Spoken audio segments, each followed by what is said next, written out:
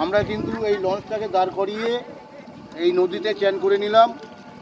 আর চ্যান করে এখনও সবাই চ্যান করছে, তাই আমি এখানে বসে আছি। দেখো, এটা একটা বসার জায়গা, কাঠের গাছের গুড়ি, এটা একটা গাছের গুড়ির উপরে আমি কিন্তু বসে আছি চ্যান ট্যান করে।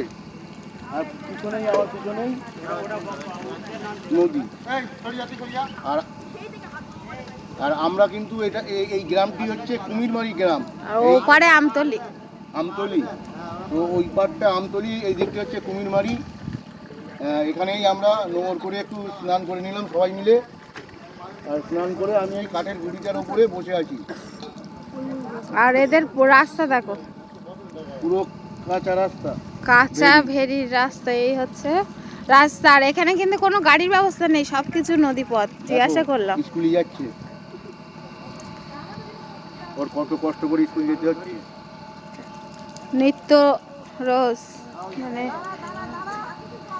কত, মানে আমরা কেমন জায়গায় আছি আর এইখানকার মানুষরা কেমন জায়গায় আছে। দেখো, কলসি নিয়ে, কাকে কলসি নিয়ে জল আনতে যাওয়া গ্রামে, এইসব মানে এখন তো দেখাই যায় না।